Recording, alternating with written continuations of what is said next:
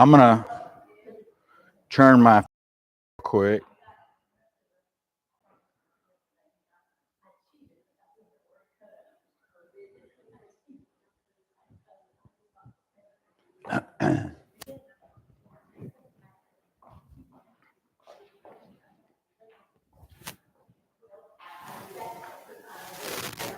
Okay.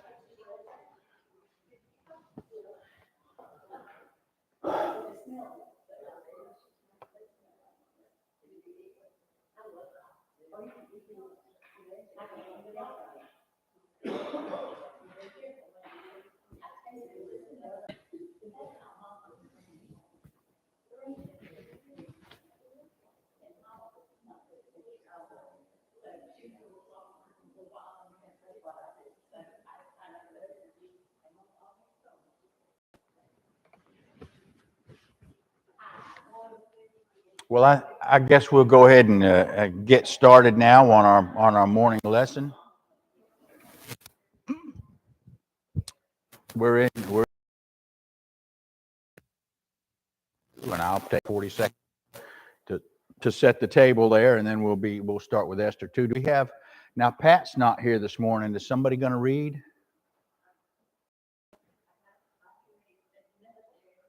Whoever's got the. Does anybody have the mic? Okay, Fran, maybe you're the reader today. All right, then we'll have Judy read for us Esther 2, chapter 1. While Myron's getting all that set up, let's go ahead and have a prayer before we start our study. Almighty, gracious, and loving Heavenly Father, we come to you this day, this beautiful day, and we thank you so much for the blessings that you bestow upon us. We thank you so much for the safeties that you afford us, especially those who are traveling on the road. And of course, our thoughts and prayers go to Kathy and Randy Smith, and to Olin and Cindy Nobles as they are traveling, and to Kathy Brooks as she is on the road as well, and all those who are traveling, whether it be those of our congregation or others as well. We ask for their safety in transit, and we ask that you protect them. We ask that you be with those who are recovering from illnesses or who are dealing with issues, and we're so thankful that Fran is able to be back with us and is feeling much better. We thank the doctors and the nurses, and of course we thank you for the blessings of this body with which you have bestowed upon us. We thank you so much for EJ gradually getting better, and we know that Judy has worked with him, and we thank you for giving her the strength she needs to support not only EJ but also her daughter Karen, and Karen's cancer therapy. And we ask that you continue to be with her, the doctors and nurses, and we ask for satisfactory resolution to the insurance and funding issues that she's encountering as well. We ask that you be with Jerry as he continues to recuperate from his ankle surgery, and we ask that you be with Jenny as well as she continues to deal with her neck and shoulder issues, and we ask that you be with Sandra as she still deals with her back as well. And we know that this is a hard time of year for anybody who's dealing with age or with arthritis or anything like that, and we ask that you strengthen them and encourage them, and we thank you for the support that we are able to offer our brothers and sisters wherever they may be. We ask that you be with Mary Lou and with Alita in the assisted living center. We ask that you continue to protect them, and we ask for your guidance as we continue to provide the support that they need. We ask that you be with our military personnel wherever they are. Be with our families who are in the military, especially as they are in harm's way, and of course our thoughts immediately go to Blake and to Chris and to so many who are dealing with the crises in the world wherever they may be. We ask that you be with our first responders, and that you be with our town leaders, and that you be with our national leaders, and that you be with all those who are seeking to somehow make the world perhaps a safer and more stable place. We ask that you provide your guidance and your support for everybody who might need it. We offer this prayer in your Son's name. Amen. So as we start this, we note that the stage was set in the book of Esther for Esther, a Jew, to become a queen of Persia. And it involved, there you see a lot of a dynamic interplay going on here between the social structure and the social mores of the time, between the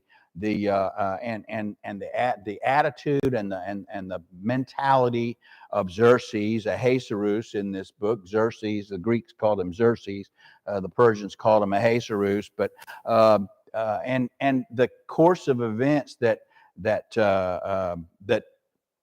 deposed Vashti as the queen and set the stage for Esther. And I want to note, as we look at this, we'll take a look at how unusual it was that a Jewish girl would be considered as a bride for a Persian king. So we'll talk about that too. And so and one of the things I've mentioned over and over is and is particularly obvious here, because God usually says that this is going to happen and they will know that I am God. But here's the story of Esther, and God is only tangentially mentioned one time by Mordecai. But you see the hand of God at work throughout this whole series of events. Okay, so now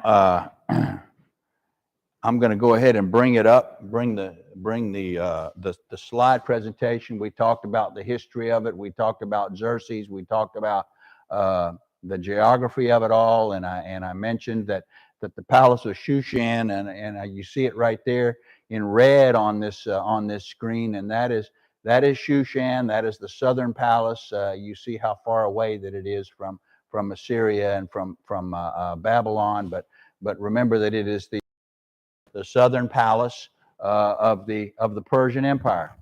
All right.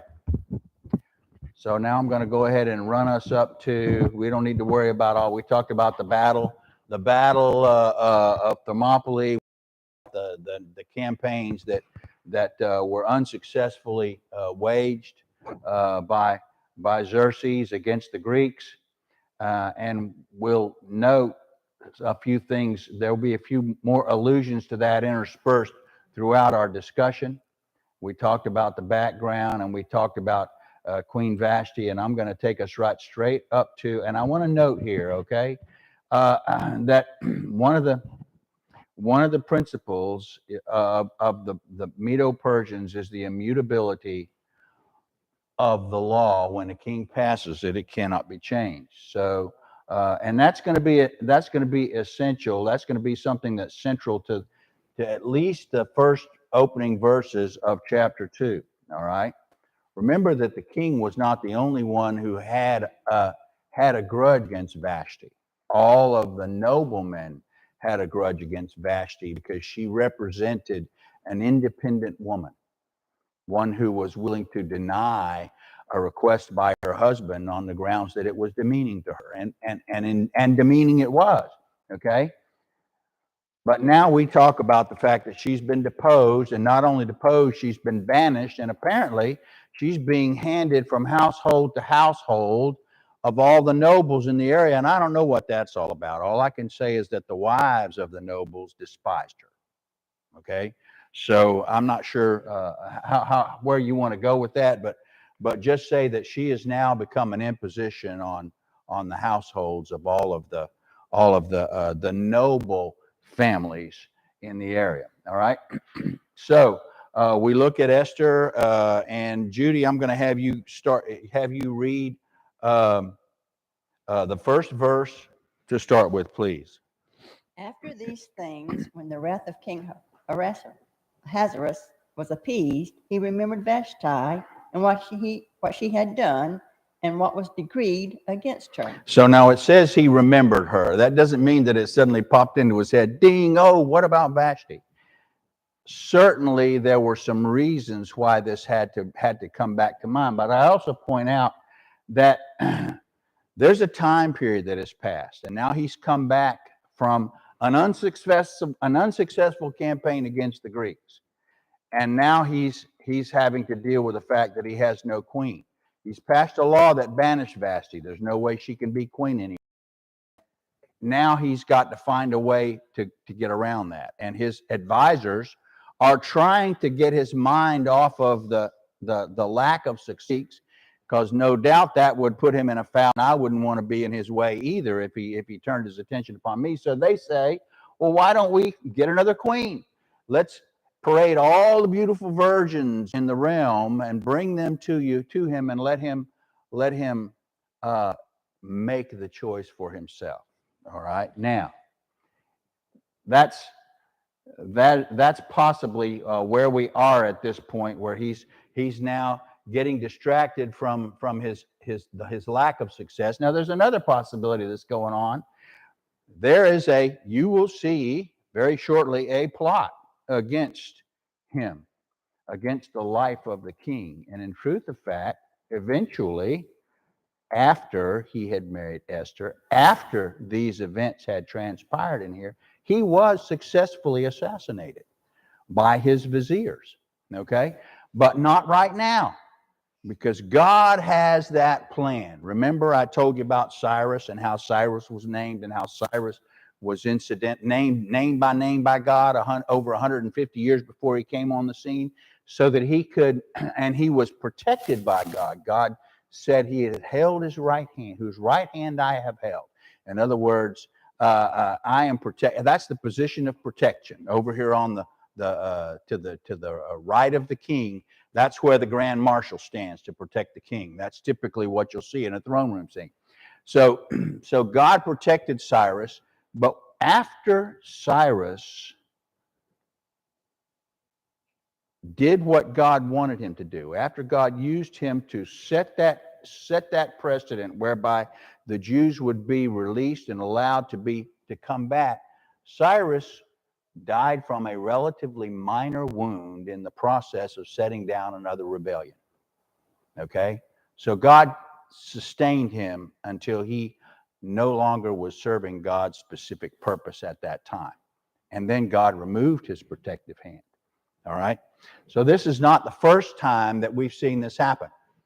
So, verses 2 through 4, please.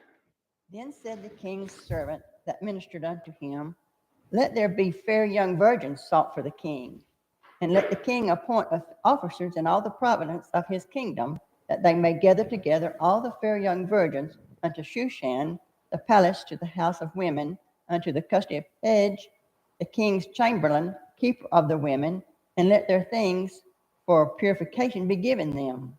And let the maiden which pleaseth the king be queen instead of Vashti.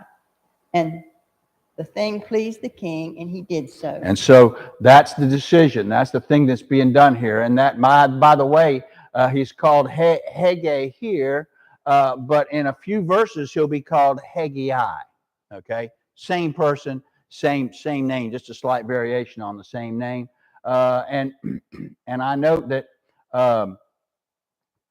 that according to Herodotus, and that who was the Greek historian who actually lived in that period of time, noted that according to convention, the king was restricted to selecting his queen from 6 royal bloodlines in the realm, and somehow he ignored this. Okay, now one of the reasons, there's a reason why this was happening this way, and it may be that he was not aware, and we'll see a great deal of evidence to that fact later on as we continue to read. He was not aware that she was Jewish.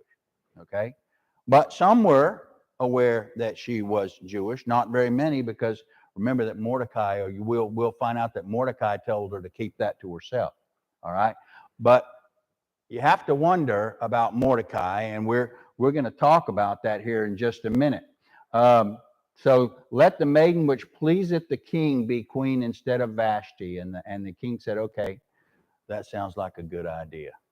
A man who was as egotistical as he was, it was pretty easy for somebody to whisper in his ear and turn his head, and that is exactly what's happening here. The king might have been able to find a way to get Vashti off the hook through his law. He might have been able to allow Vashti to come back and win her by rewriting the law, writing the law in a way to ameliorate the effect of the previous law that he had written. He might have been able to alter that, but his viziers didn't want that to happen because the viziers liked the fact absolute rule over their wives. Okay? All right. Verses 5 and 6. Now in Shushan, the palace, there was a certain Jew whose name was Mordecai, the son of Jair, the son of Shimei, the son of Kish, a Benjamite, who had been carried away from Jerusalem with the captivity which had been carried away from Jeconiah, the king of Judah, whom Nebuchadnezzar, the king of Babylon, had carried away. Okay, so now, he was the son of Kish, a Benjamite, and again, this is another one of these situations which is probably misleading because of the way they did. We mentioned before, and we will probably mention again, that the paragraph breaks in the end of the sentences as it's translated from English into Greek are not divinely inspired. So when you read this, you think that who they're talking about here is Mordecai being carried away from Jerusalem, when in truth of fact, it should read the son of Kish, a Benjamite, who had been carried away. Kish was carried away. If Mordecai had been carried away and not Kish, Mordecai would be over 100 years old as things were applied here. Okay, so we note that Kish was part of that first carrying away in 605 BC, along with all of the royalty, including Jehoiakim, called Jeconiah by the Persians. Okay, and Daniel, Hananiah, Mishael, and Azariah, who were Shadrach, Meshach, and Abednego. Okay, so all these were members of the royal bloodline who were carried away, castrated, and put to work in the palace of the king and as king's administrators. Note that Daniel, Shadrach, Meshach, and Abednego were all administrators, as was apparently Mordecai, an administrator. Okay, and it's very possible that some those who were in charge of, like, the king's harem might well also have been Jewish converts, naturally, again, neutered, as it were. Okay, and so the Targum, which is a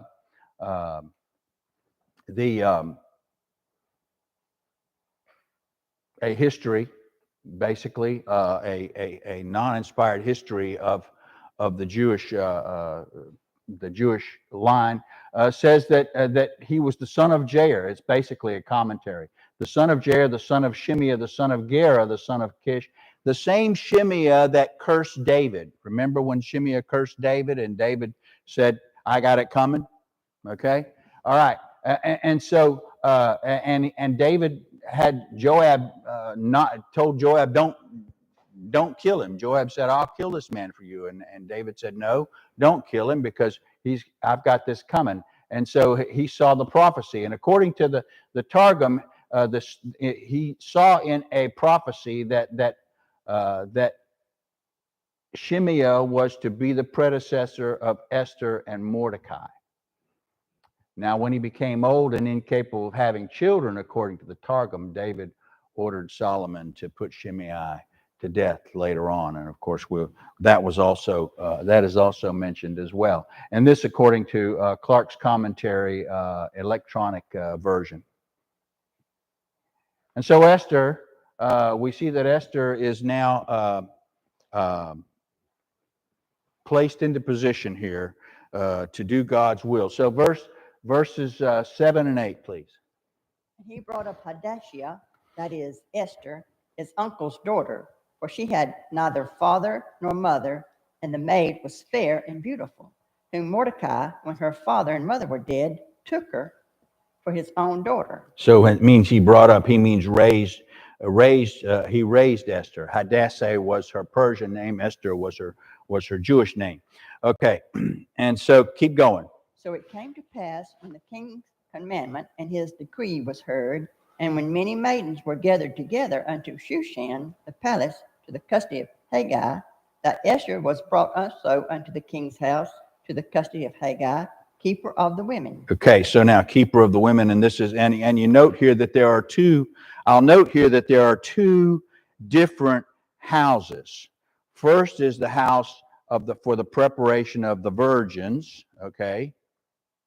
And second is the house which is actually the harem or the king's concubines, and we're going to see that. We're going to see that that distinction later on. Okay, and so she was maybe she was initially a candidate. Maybe she was just there as a handmaiden. We're not 100% sure of that, and we have to ask ourselves, how did Mordecai get Esther into Haggai's care? And it's not mentioned there, but it might very well be that Haggai was one of those who had been brought in from the capture and had been placed into service there after he had been duly prepared. All right, keep going. And the maiden pleased him, and she obtained kindness of him, and he speedily gave her things for purification, with such things as belonged to her, and 7 maidens which were meet to be given her out of the king's house. And he preferred her and her maids unto the best place of the house of the women. So he really put her up there. Haggai treats her very, very well, preferentially to all of the other candidates from the royal houses. All right. Okay.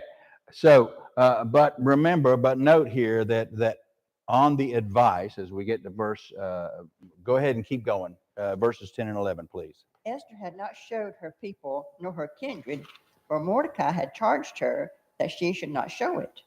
And Mordecai walked every day before the court of the women, so as to know how Esther did and what should come of her. Okay, so Mordecai put her there, had her placed there, and watched over her. But they kept the fact that she was Jewish a secret.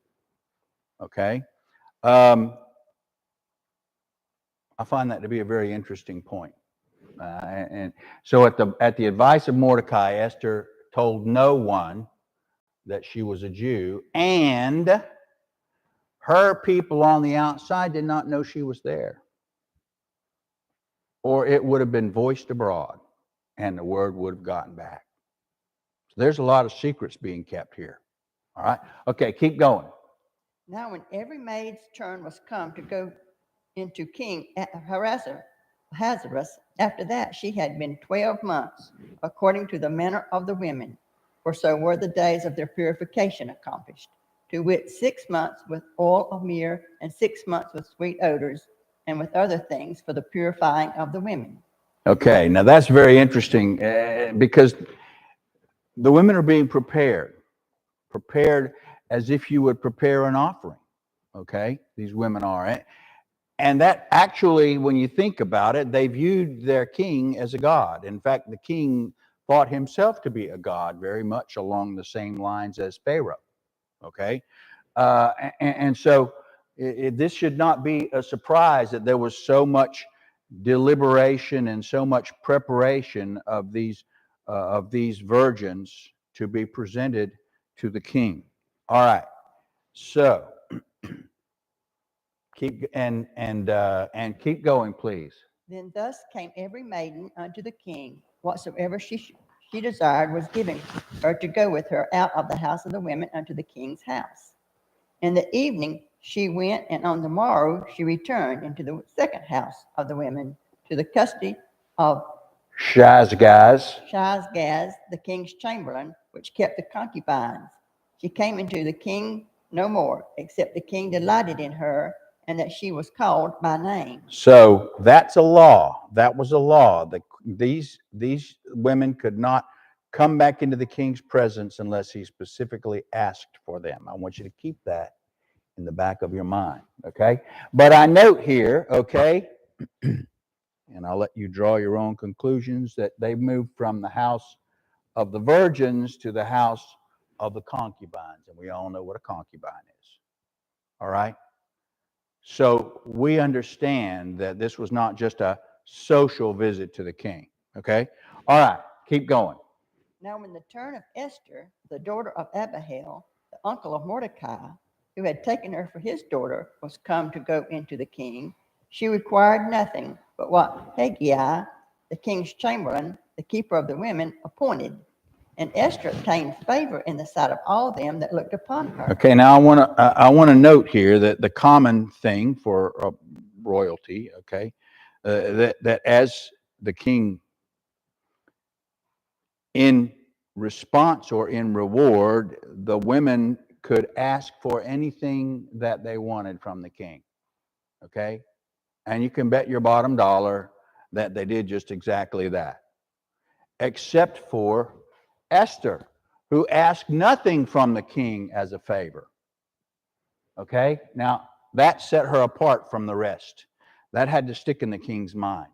Okay, and that impression that he got will only be reinforced as we move forward here in this account. She was also favored by the king's chamberlain as well. In other words, even when she moved into the house of the concubines, the chamberlain watched out for her. All right. So again, that's something going on behind the scenes there, whether it be between Mordecai and the chamberlain or between God and the chamberlain. That's going on at this point. So we keep seeing the hand of God involved in all this. All right. So keep going, please. So Esther was taken into the king Ahasuerus into his house royal in the 10th month, which is the month of Tebeth, in the 7th year of his reign. And the king loved Esther above all women, and she obtained grace and favor in his sight more than all the virgins, so that he set the royal crown upon her head and made her queen instead of Vashti. Then the king made a great feast unto all his princes and his servants, even Esther's feast, and he made a release to the provinces and gave gifts according to the state of the king. So this was a special feast for Esther, and all of the kings of the provinces invited, and he gave gifts to all the kings of the provinces. That was pretty much customary then, okay? It's not like a wedding shower where everybody brings the gifts to, and of course there's the party favors and things like that that are given out, but he gave lavish gifts to all of his area rulers as a way of expressing his pleasure at the fact that he now had a new queen in the place of Vashti. Okay. Did it ever say whether he loved Vashti like he said he loved Esther? Nope. Doesn't say that. Maybe, but he objectified her an awful lot if he was willing to ask the queen to come and dance for all of his. He was showing her off, literally showing her off. I'm not talking about going to a party with somebody on your arm. I'm talking about making a spectacle of her before his kings. That's what he wanted to do. All right. He wanted her to dance for his princes. So Esther got to him. He said he loved her. And Esther got his attention. Now, I point out that after that he's, he's gone through a whole array, presumably at least one representative of each of the, according to Herodotus, the 6 houses. So there were at least 6 before Esther, if Herodotus is to be believed, who came and visited and came and shared that time with the king. But the king wants Esther, and apparently the king has asked Esther back on more than one occasion because that's the only time that they're allowed to be there. Now, I note that law about not being called into the king's presence, a woman not being called into the king's presence, he must call her. That law is still in effect. Okay? We want to note that because that's going to be something that's going to figure prominently later on as we move into this this account.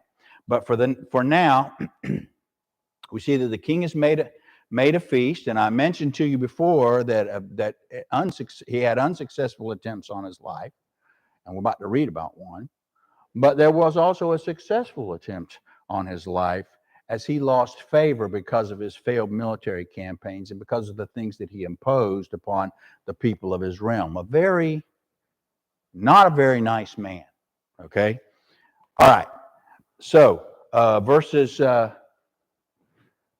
19 and 20, please. And when the virgins were gathered together the second time, then Mordecai sat in the king's gate. Esther had not yet showed her kindred nor her people, as Mordecai had charged her. For Esther did the commandment of Mordecai, like as when she was brought up with him. So she's now the queen, but she's still taking Mordecai's advice and advice and direction. Mordecai is still calling the shots behind the scenes. Isn't that interesting? Now, Mordecai's got some connections.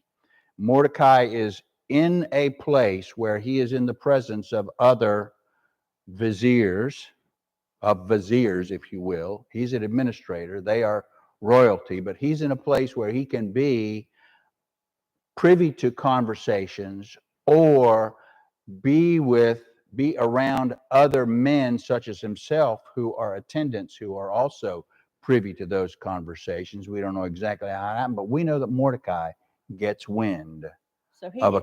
So they didn't know she was Mordecai's niece. They didn't know that she was Mordecai's niece. That is, as I understand it, they knew Mordecai was a Jew. They didn't know that she was his niece. An interesting aside there. So Esther continues to follow Mordecai's advice, even as queen. All right.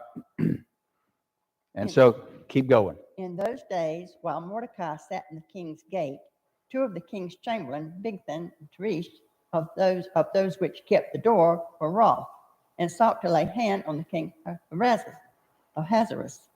And the thing was known to Mordecai, who told it unto Esther the queen. And Esther certified the king thereof in Mordecai's name. Esther certified the king in Mordecai's name. So we see that there was a plot against the king, and it was uncovered, and Mordecai got wind of it, and he told Esther. All right? The thing was known to Mordecai, and Esther certified the king in Mordecai's name. You see, I've kind of popped that out there.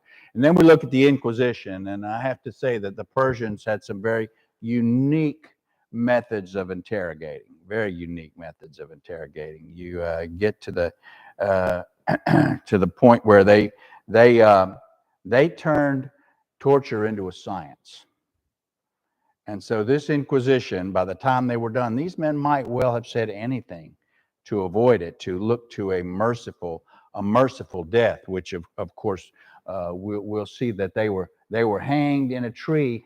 And it was written in the book of Chronicles before the king. So you see a number of things that are happening here. You see that Esther comes to the king and she proves her loyalty by saying they're trying to kill you. And my uncle Mordecai found out and he told me. So Esther proves her loyalty. Mordecai gets the attention and the gratitude of the king. But not only that, this deed and his name are written into official record.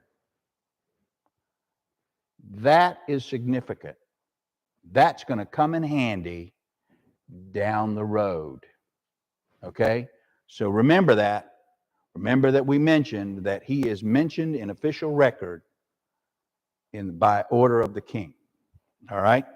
And so that is where we're going to take our break. We're going to note that that Haman, and I know that it's commonly said that Haman's plotting against the Jews, and he is, but this nobleman Haman, as we will see, is a very vindictive man.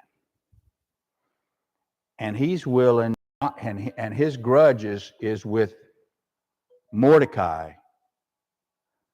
but he wants to take it out on all the Jews on Mordecai's behalf. All right.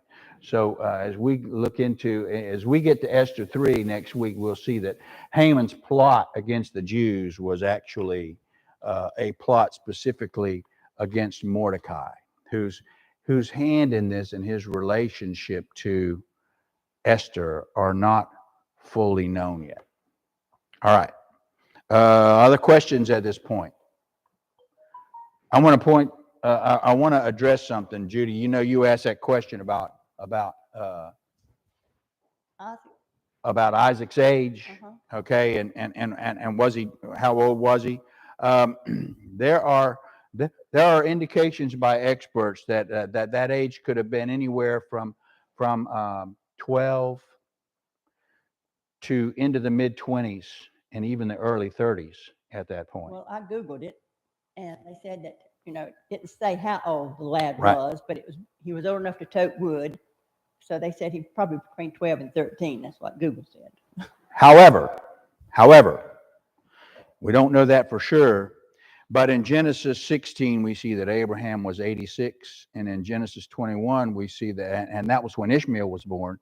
And he was 100 years old when Isaac was born. That means Ishmael was at least 14. And then we see that the problem arose at where Ishmael mocked Isaac at Isaac's weaning, which was probably somewhere between 1 and more likely 2 years. That was the custom. 2 years, weaned at 2 years of age. And so we see that Ishmael was called a lad at that time, and he was at least 15, if not 16 years of age. Okay, but now if you go to Genesis 37, and you see that Joseph is referred to as a lad when his brothers sell him into slavery, or when his brothers conspired, Joseph is called a lad, and at that time Joseph is 17 years old. So, I would be inclined to say that he was, if not 15 or 16, certainly old enough to resist his father had he had that inclination when he knew that his father was about to offer him up on that altar. Okay, so could have been 12, could have been much older. All right. Are there any other questions? We'll be back at the top of the hour. I stopped a little early today, but that's probably not a bad thing. So, all right, we'll be back at the top of the hour for our service. Thank you very much.